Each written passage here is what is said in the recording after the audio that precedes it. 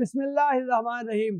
آنکھ، کان اور ناک تینوں کا تعلق حلق سے ہے، اسی وجہ سے ان میں کوئی دوا ڈالی جائے تو اس کا کچھ نہ کچھ اثر حلق میں محسوس ہوتا ہے۔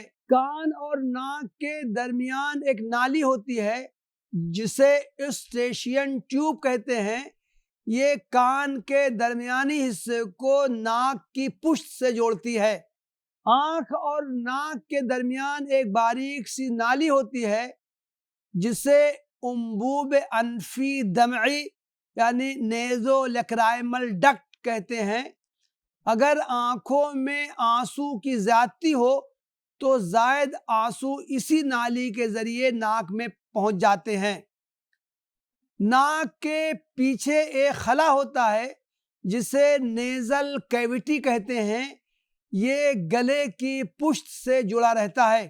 آنکھ یا کان میں دوا ڈالی جائے تو وہ اسی ٹیوب یا ڈکٹ کے ذریعے ناک میں اور وہاں سے حلق میں پہنچ جاتی ہے۔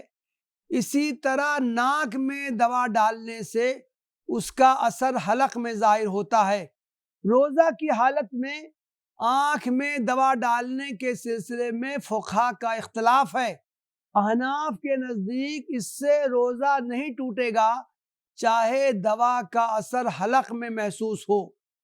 شوافع کی بھی یہی رائے ہے، لیکن مالکیہ اور حنابلہ کی رائے ہے کہ اگر دوا کا اثر حلق میں ظاہر ہو جائے تو روزہ ٹوٹ جائے گا۔ کان میں دوا ڈالنے کی صورت میں روزہ فاسد ہونے یا نہ ہونے کے بارے میں فقہا کی دونوں طرح کی رائے ہیں۔ قدیم فقہا میں علامہ ابن حزم اور علامہ ابن تیمیہ رحمہم اللہ، اور جدید فقہا میں علامہ ابن باز اور علامہ ابن عثیمین رحمہم اللہ نے روزہ کی حالت میں آنکھ اور کان میں دوا ڈالنے کو جائز قرار دیا ہے۔ جہاں تک حالت روزہ میں ناک میں دوا ڈالنے کا معاملہ ہے، بیشتر فقہا کے نزدیک یہ ناجائز ہے۔ اس کی وہ یہ دلیل پیش کرتے ہیں کہ اللہ کے رسول صلی اللہ علیہ وسلم نے فرمایا ہے وَبَالِغْ فِي الْإِسْتِنشَاقِ إِلَّا أَن تَكُونَ صَائِمًا۔ یہ حدیث ترمذی میں آئی ہے، یعنی وضو کرتے وقت ناک میں خوب پانی ڈالو الا یہ کہ تم روزے سے ہو۔ علامہ ابن حزم اور علامہ ابن تیمیہ رحمہ اللہ نے اسے بھی جائز قرار دیا ہے۔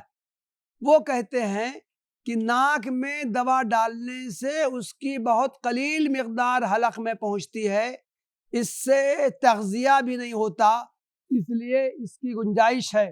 بین الاقوامی اسلامی فقہ اکیڈمی جدہ نے اپنے 10ویں اجلاس منعقدہ جدہ سعودی عرب 1997 میں جو علاج معالجہ کے میدان میں روزہ توڑنے والی چیزیں کے موضوع پر منعقد ہوا تھا، اس موضوع پر غور کیا تھا۔